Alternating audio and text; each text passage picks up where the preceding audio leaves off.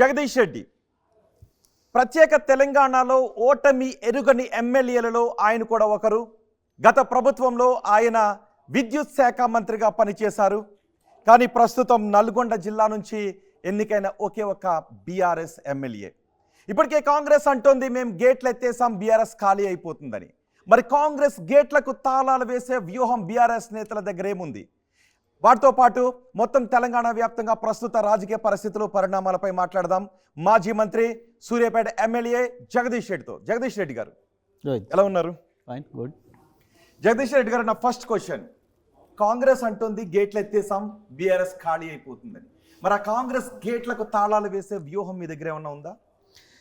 కాంగ్రెస్ గేట్లు ఎత్తింది వాస్తవమే, కొంతమంది నాయకులు అందులో పోతుంది వాస్తవమే, కానీ ప్రజలు దాంట్లోంచి బయటకు వచ్చేస్తున్నారు. ప్రజలు కాంగ్రెస్ మాయలోంచి బయటకు వచ్చేస్తున్నారు. ఇది ప్రధానమైంది. కాంగ్రెస్ గేట్లు ఎత్తడం వల్ల కాంగ్రెస్కి నష్టం తప్ప ఇంకెవరు కూడా నష్టం లేదు. పోతే మా దగ్గర నుంచి వేల మీద లెక్కబెట్టి లీడర్లు పోతారు.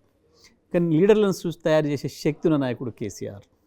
కేసీఆర్ మామూలు నాయకుడు కాదు, లీడర్లను ఉత్పత్తి చేయగలిగిన కేంద్రం బీఆర్ఎస్ పార్టీ. కాబట్టి కేసీఆర్ ఒకడు ఉంటే చాలు బీఆర్ఎస్ పార్టీకి, ఆటోమేటిక్గా లీడర్లు తయారు చేసుకుంటాడు.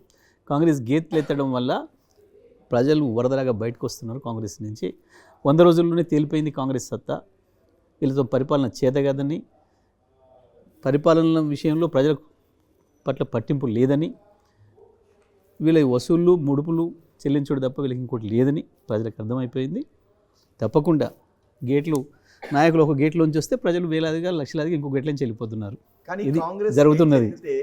కాంగ్రెస్ చెరువులోకి ఇన్ఫ్లో కనబడుతోంది, అక్కడ నుంచి అవుట్ఫ్లో ప్రజలు బయటకు వస్తున్నారని ఏ ఆధారాలతో చెప్పగలరు? 100% మీరు ఇప్పుడు పోయి సర్వే చేసినా తెలుస్తుంది, అందులో సందేహం లేదు. గతంలో మాకు జరిగింది కూడా అదే కదా. గతంలో మేము ఈ కాంగ్రెస్ నాయకులను తీసుకోవడం వల్లనే ప్రజల్లో ఒక వ్యతిరేకత వచ్చిందనే మాటను నిజమేనా? చాలాసార్లు మాట్లాడుకున్నాం, విన్నాం, జరిగింది కూడా, కనపడింది కదా, మనకు కళ్ళ ముందు కనపడింది కదా. దానివల్ల జరిగిన నష్టం అందులో సందేహం ఏం లేదు. కాబట్టి గదే జరుగుద్ది ఇప్పుడు కూడా. అంటే అప్పట్లో కాంగ్రెస్ గేట్లకు గండి కొట్టిన మూలంగా బీఆర్ఎస్ కు మొన్నటి ఎన్నికల్లో ఎదురు దెబ్బ తగిలింది అన్న దాంతో అది కూడా ఒక కారణం, అది కూడా ఒక కారణం, అందులో సందేహం లేదు. సో కాంగ్రెస్ నుంచి అప్పటి నేతలను తీసుకోకుండా ఉండుంటే బాగుండేది అనేది ప్రజల అభిప్రాయంగా మనకు కనపడదు. అదే కారణమా? ప్రజలు వాళ్ళ వాటిలో చెప్పిన అదొకటి కాదని చెప్పిన అది కూడా ఒక కారణమైందనే విషయాన్ని ప్రజలు మాట్లాడుకుంటున్నారు.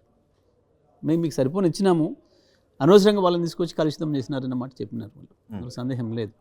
అయితే ఇక్కడ పార్టీలు మారడాలు, అధికార పార్టీలోకి పోవడాలు అనే విషయాల్ని ఇవాళ మనం కొత్తగా చూడడం లేదు. ఒక టీఆర్ఎస్ పార్టీ కాంగ్రెస్ పార్టీ సంబంధించిన వ్యవహారం కాదు ఇది. ఇప్పుడు 40 సంవత్సరాల క్రితం ప్రారంభమైంది స్వతంత్ర భారతదేశంలో, చరణ్ సింగ్తో మొదలైంది పార్టీలు మారడం అనేది. అధికారం కొరకు మారడం అనేది, అధికారంలోకి మారడం అనేది భారతదేశ రాజకీయ చరిత్రలో సర్వసాధారణమైపోయిన విషయం. ఇప్పుడు పర్టికులర్గా కేంద్రంలో బీజేపీ వచ్చిన తర్వాత అసలు ప్రభుత్వాలని రాత్రికి రాత్రి మార్చేసేసి ముఖ్యమంత్రిని కాంగ్రెస్ పార్టీ ముఖ్యమంత్రులు తీసేసి తెల్లారికి బీజేపీ ముఖ్యమంత్రులు చేసేసినారు. స్పష్టంగా కనపడ్డది మనకు అది. ఇక్కడ కూడా మేము కొంతమంది తీసుకున్నాం, అందులో సందేహం ఏం లేదు. ఇవాళ వాళ్ళు అధికారంలో ఉంది కాబట్టి కొంతమంది మాకు వస్తున్నారు అంటున్నారు, తీసుకుంటున్నారు, సందేహం ఏమి. అంటే లోక్సభ ఎన్నికలకు ముందు బీఆర్ఎస్ని ఖాళీ చేయాలనే వ్యూహంతో కాంగ్రెస్ వెళ్తూ ఉంటే లోక్సభను ఎలా ఎదుర్కొంటారు? ఒక పార్టీని అభద్రతను క్రియేట్ ఒక పార్టీని ఖాళీ చేయడం అనేది ఎవరితో చెప్పాను కాదు, ఇంపాసిబుల్. ఒక పార్టీని ఒక పార్టీ ఖాళీ చేయలేదు. కొద్దిమంది నాయకులు తీసుకోవచ్చు, పిల్ల మీద లెక్క మంది నాయకులు తీసుకోవచ్చు తప్ప దానివల్ల పెద్దగా నష్టం జరుగుతుందని అనుకోవట్లేదు. ఎందుకంటే కాంగ్రెస్ పార్టీకి ఇంకా నష్టం జరిగే అవకాశం ఉండే. ఎందుకు ఉంది అంటే కాంగ్రెస్ పార్టీలో నాయకులు ఎవరికి వాళ్ళు సొంతంగా డెవలప్ అయిన వాళ్ళు, అక్కడ ఎవడో ఒక నాయకుడు తయారు చేయలేదు. ఎందుకంటే ఇవాళ ఉన్న వాళ్ళ ముఖ్యమంత్రే మధ్యలో వచ్చినవాడు, మా అయితే 5-6 ఏళ్ళ కింద వచ్చినవాడు, ఆయన సెల్ఫ్కి ఎదిగినవాడు. ఇక్కడ బీఆర్ఎస్ పరిస్థితి అది కాదు. బీఆర్ఎస్ పార్టీ ఒక నాయకుడి నీడలో పెరుగుతున్న పార్టీ, ఒక నాయకుడి నాయకత్వంలో పెరుగుతున్న పార్టీ, కేసీఆర్ సృష్టించిన పార్టీ. అందులో తన అనేక మంది నాయకులను తయారు చేసిండ్రు. ఇవాళ ఒక మాట చెప్పాలంటే ఒక కాంగ్రెసే ఎందుకు, ఇవాళ బీజేపీ ప్రకటించిన అభ్యర్థుల్లో కూడా సగానికి పైగా అభ్యర్థులు మా పార్టీకి సంబంధించిన నాయకులు, మేము తయారు చేసిన నాయకులు. అంటే వాళ్ళ వాళ్ళ బలహీనతను తెలియజేస్తూ ఉంది. కాంగ్రెస్ కావచ్చు, బీజేపీ కావచ్చు, వాళ్ళు ఇప్పటికీ కూడా మీడియా వర్గాలలో మీడియాలో ఉన్నారు తప్ప, గెలుస్తామనే మాట మీడియాలలో ఉంది తప్ప ప్రజల్లో లేదు. నిజంగా ప్రజలకు ఇప్పటికి కూడా బీఆర్ఎస్ పార్టీకి ఆదరణ ఉంది, బీఆర్ఎస్ నాయకులకు ఆదరణ ఉంది, వాళ్ళకి నాయకత్వ కొరత ఉంది. కాబట్టి వాళ్ళు మా దానికి తీసుకుంటున్నారు. 2 పార్టీలలో కూడా ప్రధాన పార్టీలలో అభ్యర్థులు బీఆర్ఎస్ పార్టీ నాయకులే అని అంటే దానికి బీఆర్ఎస్ పార్టీ ఎంత బలంగా ఉంది, బీఆర్ఎస్ పార్టీకి నాయకత్వం ఎంత బలంగా ఉంది అనేది మనకు స్పష్టంగా అర్థమవుతా ఉంది. ఇది దాన్ని మీరు వాళ్ళ బలహీనతగా చూడండి, వాళ్ళ బలంగా చూడొద్దు, ఇది వాళ్ళ బలహీనతగా చూడాలి మనం. ఇక్కడ ఇప్పటికీ కూడా ఈ రాష్ట్రంలో స్ట్రాంగెస్ట్ పార్టీ బీఆర్ఎస్ఏ. నాయకులను తయారు అంటే చేయగలిగే అది శక్తి బలహీనతగా బీఆర్ఎస్కే చూడాలంటే గతంలో 100%.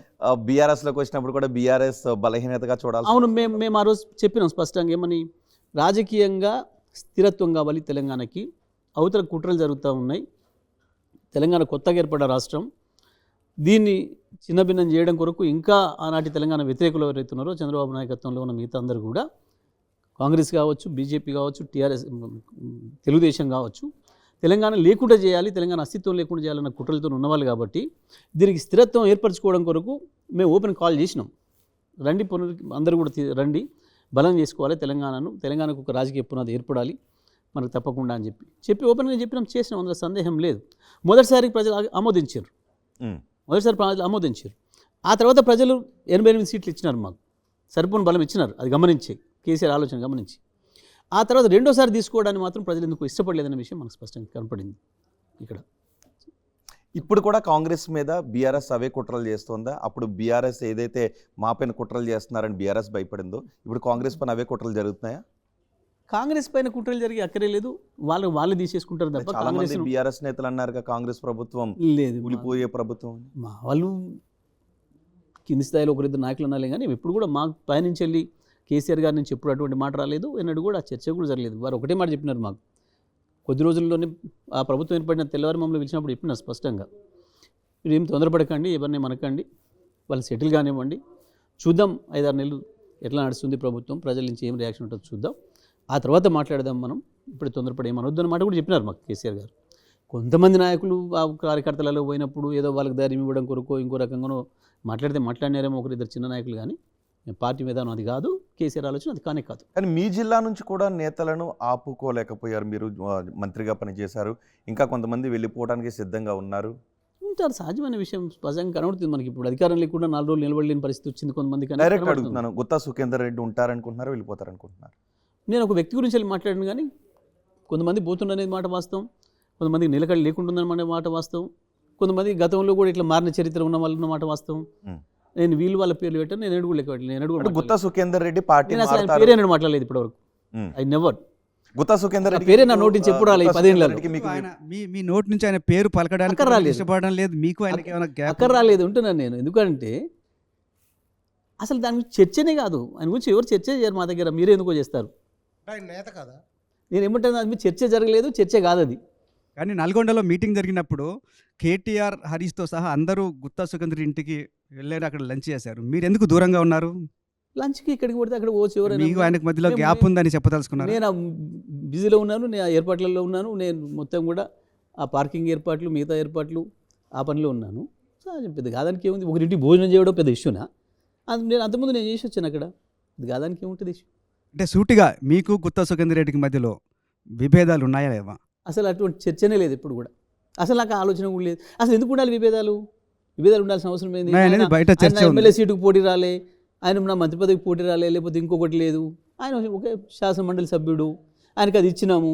మొదటి రోజు వాళ్ళ అబ్బాయికి ఎంపీ టికెట్ రాకుండా మీరే అడ్డుకున్నారనేది బాగా ప్రచారం జరుగుతుంది. మేము అసలు ఇంక ఎంపీ టికెట్ డిక్లేర్ చేయలే కదా, ఆయనకి ఇచ్చే అవకాశం ఉందా? ఎందుకు లేదు, తప్పకుండా ఉండేది. ఉంటే వస్తే పోటీలో ఉంటామంటే చేస్తామని వాళ్ళు ప్రకటించుకున్నారు, చేయట్లేని వాళ్ళు ప్రకటించుకున్నారు, మీ టీవీలో మొదలు ప్రకటించినారు, మీ టీవీలో ప్రకటించినారు. అది నాకు ఎప్పుడు రాలేదు చర్చ, మా దగ్గర చర్చే రాలేదు అసలు.